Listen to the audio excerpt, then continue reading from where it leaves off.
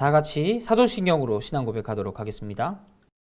전능하사 천지를 만드신 하나님 아버지를 내가 믿사오며 그 외아들 우리 주 예수 그리스도를 믿사오니 이는 성령으로 잉태하사 동정녀 마리아에게 나시고 본디오 빌라도에게 고난을 받으사 십자가에 못 박혀 죽으시고 장사한 지 사흘 만에 죽은 자 가운데서 다시 살아나시며 하늘에 오르사 전능하신 하나님 우편에 앉아 계시다가 저리로서 산자와 죽은 자를 심판하러 오시리라. 성령을 믿사오며 거룩한 공예와 성도가 서로 교통하는 것과 죄를 사하여 주시는 것과 몸이 다시 사는 것과 영원히 사는 것을 믿사옵나이다. 아멘.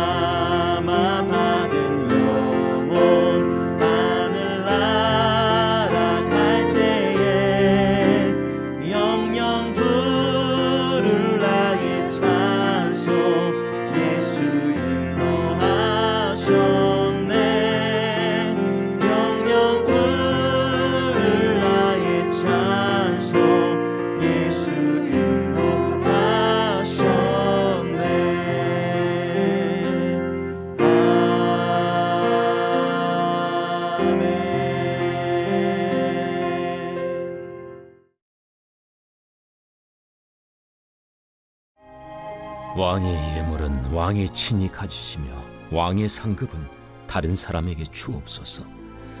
그럴지라도 내가 왕을 위하여 이 글을 읽으며 그 해석을 아뢰리이다. 왕이여, 지극히 높으신 하나님이 왕에 붙인 느부갓네살에게 나라와 큰 권세와 영광과 위엄을 주셨고 그에게 큰 권세를 주셨으므로 백성들과 나라들과 언어가 다른 모든 사람들이 그의 앞에서 떨며 두려워하였으며 그는 임의로 죽이며 임의로 살리며 임의로 높이며 임의로 낮추었더니 그가 마음이 높아지며 뜻이 완악하여 교만을 행함으로 그의 왕위가 패한 바 되며 그의 영광을 빼앗기고 사람 중에서 쫓겨나서 그의 마음이 들짐승의 마음과 같았고 또 들나귀와 함께 살며 또 소처럼 풀을 먹으며 그의 몸이 하늘 이슬에 젖었으며 지극히 높으신 하나님이 사람 나라를 다스리시며 자기의 뜻대로 누구든지 그 자리에 세우시는 줄을 알기에 이르렀나이다.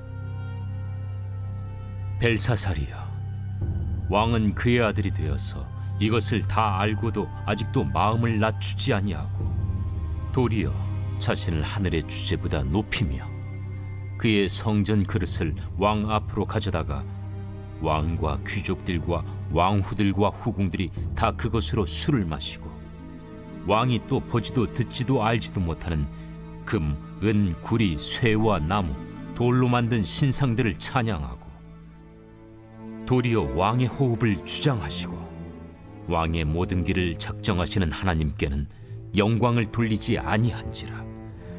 이러므로 그의 앞에서 이 손가락이 나와서 이 글을 기록하였나이다.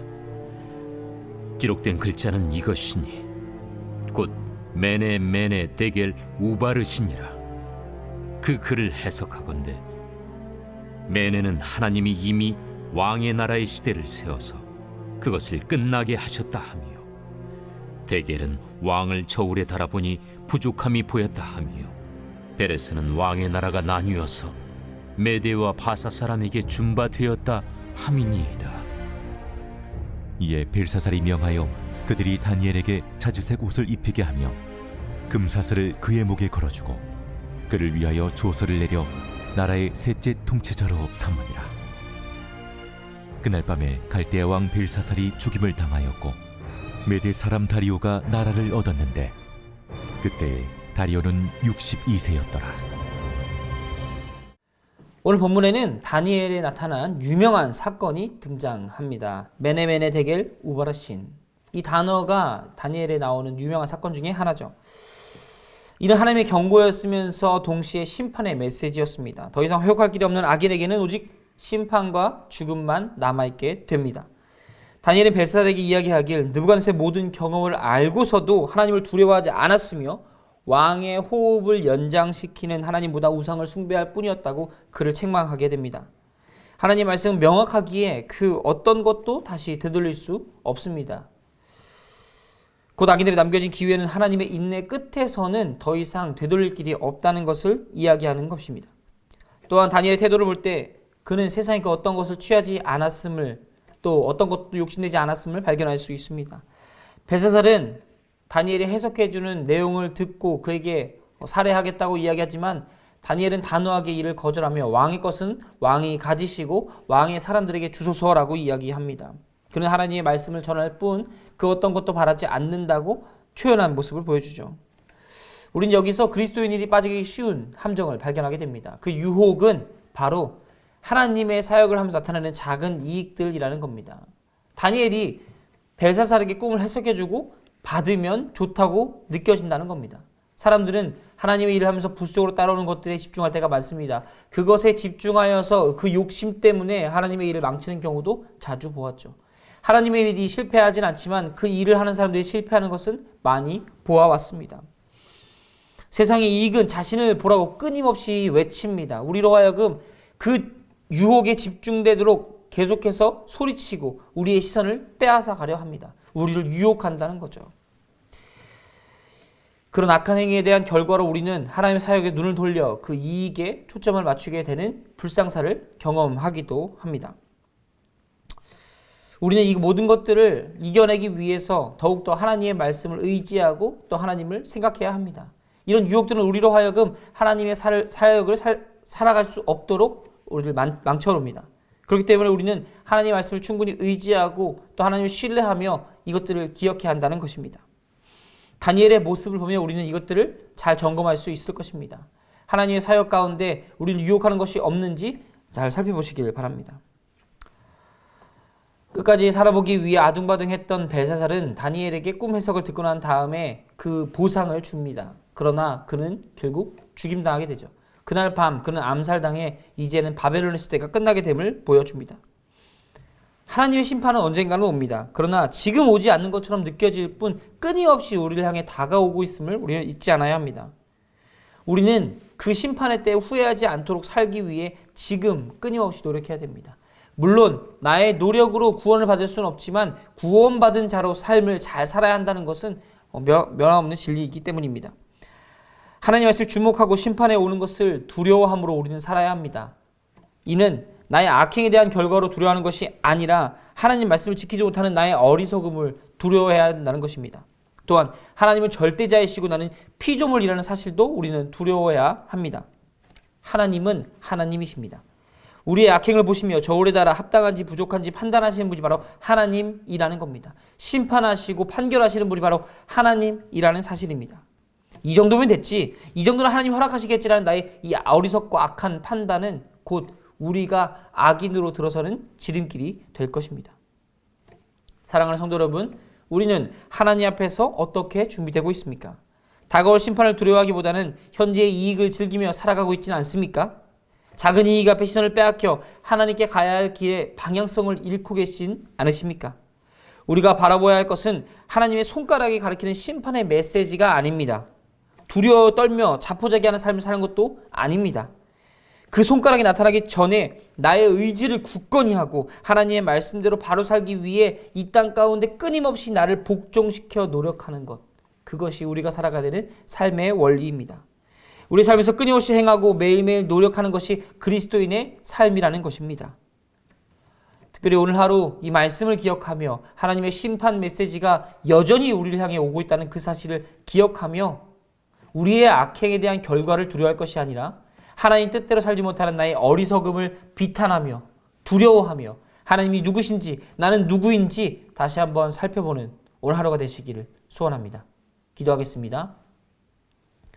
연약한 우리를 하나님 뜻 가운데 인도하시는 주님, 그 긍휼로서 우리를 덮으시고 어리석고 연약한 모습이 있다면 하나님께서 덮어주시며 하나님의 뜻 안에서 모든 것을 잘 감내해 갈 수 있도록 하나님께서 우리의 생각을 깨워주시고 마음을 열어주시옵소서. 하나님의 말씀을 받아들이고 사는 우리가 될 수 있도록 도와주시고 연약한 가운데서도 가장 강하게 역사하시는 하나님을 신뢰하며 사는 우리가 될 수 있도록 하나님께서 우리의 마음을 지키시고 함께하여 주시옵소서. 감사합니다. 사랑합니다. 예수님의 이름으로 기도드렸습니다. 아멘. 하늘에 계신 우리 아버지여, 이름이 거룩히 여김을 받으시오며 나라의 임하옵시며 뜻이 하늘에서 이룬 것 같이 땅에서도 이루어지이다. 오늘날 우리에게 일용할 양식을 주옵시고 우리가 우리에게 죄 지은 자를 사하여 준 것 같이 우리 죄를 사하여 주옵시고 우리를 시험에 들게 하지 마옵시고 다만 악에서 구하옵소서. 대개 나라와 권세와 영광이 아버지께 영원히 있사옵나이다. 아멘.